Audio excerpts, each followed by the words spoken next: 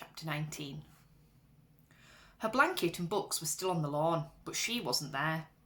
I looked up into the tree, and she wasn't there. I stepped over the wall, went to her front door, and rang the doorbell. Her mother came. "Is Mina in?" I asked. She had jet black hair like Mina's. She wore an apron that was covered in paint and clay. "She is," she said. She put her hand out. "You must be Michael. I'm Mrs. McKee." I shook her hand. "Mina," she shouted.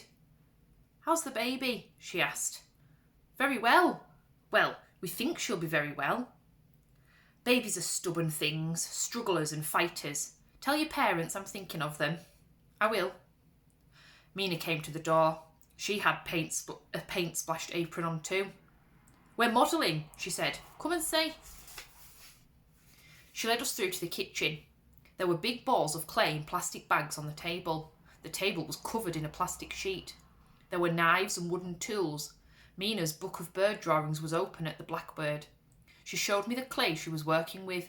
It was just a lump, but I could see the outline of a bird, a broad body, a pointed bill, and a flattened tail. She added more clay and pinched the body and began to draw out its wings. "Mina's fixated on birds just now," said Mrs. McKee. "Sometimes it's things that swim, sometimes it's things that slink through the night, sometimes it's things that creep and crawl, but right at the minute it's things that fly." I looked around.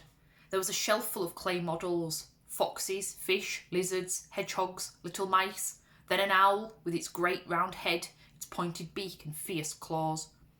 "Did you make those?" I asked. Mina laughed. "They're brilliant," I said. She showed me how the clay would be shaped if the bird were in flight, how she could mark the feathers in with a pointed knife. "Once it's fired and glazed, I'll hang it from the ceiling." I picked up a piece of clay and rubbed it between my fingers, rolled it between my palms. It was cold and grainy. Mina licked her finger, rubbed the clay, and showed how it could be made shiny smooth. I watched her and copied her. I worked the clay again and drew it into the shape of a snake, pushing it all together again and made the shape of a human head. I thought of the baby. I started to shape her with the clay, her thin, delicate form, her arms and legs and her head. "It's like magic, isn't it?" said Mina. "Yes, like magic," I agreed. "Sometimes I dream I make them so real they walk away or fly out of my hands. Have you used clay at school?" We do sometimes. We did it in one class I was in further down the school." "Michael could come and work with us sometimes," said Mina. Mrs. McKee looked at me. Her eyes were as piercing as Mina's, but more gentle. "He could," she said. "I've told him what we think of schools," said Mina. Mrs. McKee laughed. "And I've told him about William Blake." I went on making the baby. I tried to form the feathers of her face. The clay started to dry out in the heat of my fingers. It started to crumble. I caught Mina's eye. I tried to tell her with my eyes that we had to go. "Can I go for a walk with Michael?" she said immediately to her mum. "Yes, love. Wrap your clay in plastic though so you can get on with it when you get back." I led Mina quickly along the front street and then I turned into the back lane. I led her past the high back garden walls. "Where are we going?" she asked. "Not far." I looked at her yellow top and blue jeans. "This place is filthy," I said, "and it's dangerous." She buttoned the blouse to her throat. She clenched her fists. "Good," she said. "Keep going, Michael." I opened our back garden gate.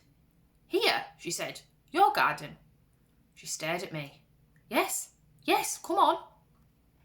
I stood at the garage door with her. She peered into the gloom, and I picked up the beer and the torch. "We'll need these," I said. I took the capsules from my pocket, and these as well. Her eyes narrowed and she looked right into me. "Trust me," I said. I hesitated. "It's not just that it's dangerous," I said. "I'm worried that you won't see what I think I see." She took my hand and squeezed it. "I'll see whatever's there," she whispered. "Take me in." I switched on the torch and stepped inside. Things scratched and scuttled across the floor, and I felt Mina tremble. Her palms began to sweat in fear. I held her hand tightly. "It's all right," I said. "Just keep close to me." We squeezed between the rubbish and the broken furniture. Cobwebs snapped on our clothes and skin. Dead blue bottles attached themselves to us.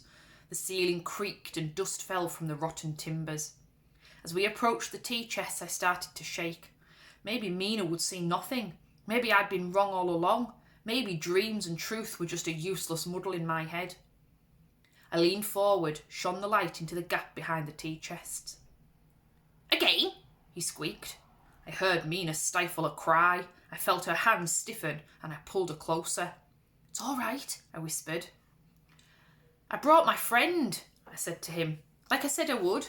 This is Mina." He turned his eyes towards her and then lowered them again. I showed him the brown ale beer. "I brought this as well." He laughed, but he didn't smile. I squeezed through to him. I snapped the cap off the bottle of beer with the opener on the knife and crouched beside him.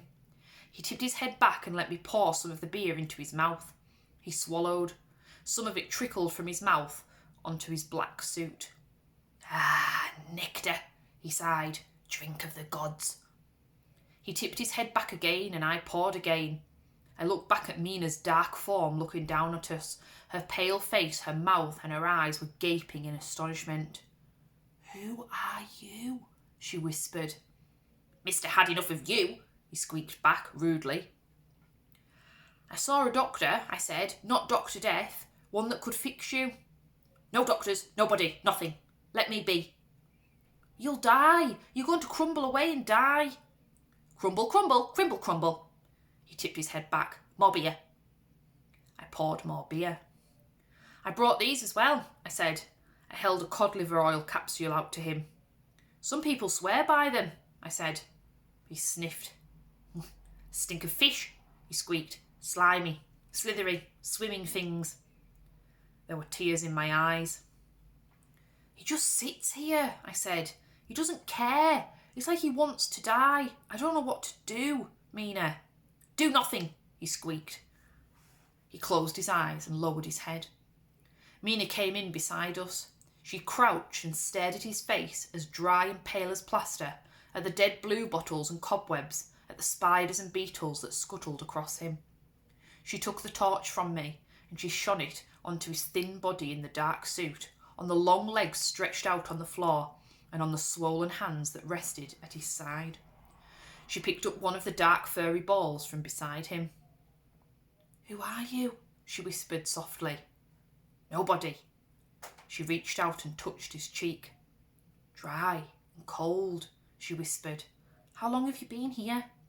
"Long enough." "Are you dead?" He groaned. Kids' questions, always the same." "Tell her things," I said. "She's clever. She'll know what to do."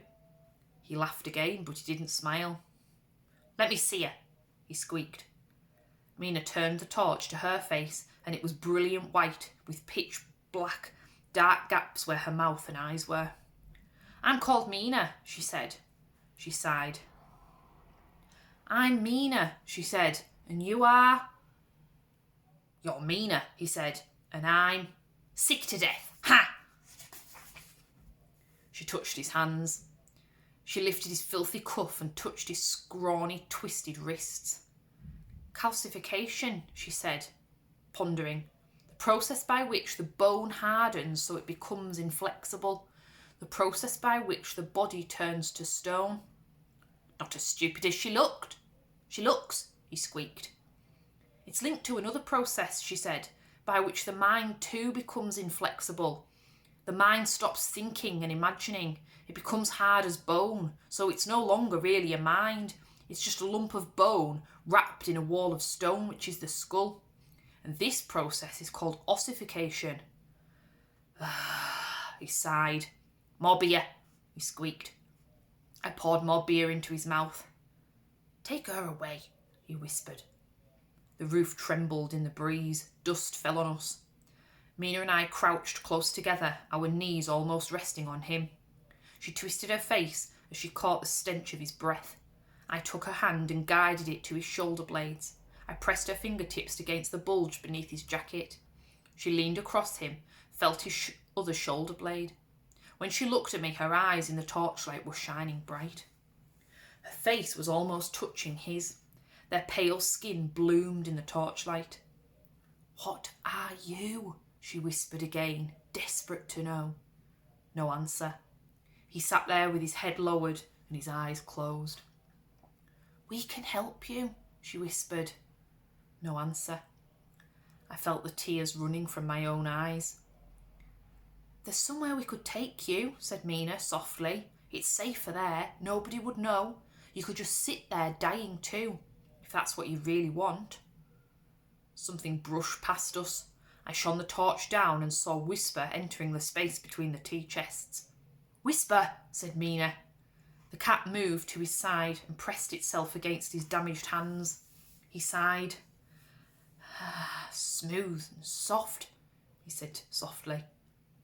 His knuckles moved against the cat's soft fur. "Sweet thing," he whispered. Whisper purred back. The timbers above us creaked and dust fell on us again. "Please let us take you somewhere else," I said. "More beer," he whispered. I held out a cod liver oil capsule. "Take one of these as well," I instructed. He tipped back his head. I poured the beer in and I dropped the capsule onto his pale tongue. He opened his eyes. He looked deep, almost into Mina. She looked deep into him. "You must let us help you," she said. He was silent for a long time. "Do what you want," he sighed finally. We stood in the wilderness. Whisper sat beneath us. We picked the blue bottles and webs out of each other's clothes and hair. Her eyes were burning bright. "He's an extraordinary being," she said. The breeze blew and the garage creaked. "We'll take him out tonight," she said. "At dawn," I said. "Yes." "We'll call each other. We'll hoot like owls. We'll make sure that we're awake." We stared into each other. "What an extraordinary being," Mina repeated again. She opened her hand and showed me the dark ball of congealed skin and bone that she had brought out with her. "What's that?" I said. She bit her lip. "It can't be what I think it is," she said. "It can't be." Dad came to the back window and he stood there watching us. "I'll have to go back now," I said. "I'll carry on doing the garden." "I'll go back to making the Blackbird," said Mina. "See you at dawn." "At dawn? I don't think I'll sleep anyway." She squeezed my hand, slipped out through the gate, and Whisper followed at her heels. I turned back into the wilderness and waved at Dad. My heart was thundering. I knelt in the soil and wrenched at the weeds, which sent black beetles scattering all around. "You won't die," I whispered to myself. "You won't just die." Later, Dad came out. We drank orange juice together and sat against the house wall. He grinned. "Do you like Mina then?" he said. I shrugged. "You do?" he said. She's okay, I suppose," I said.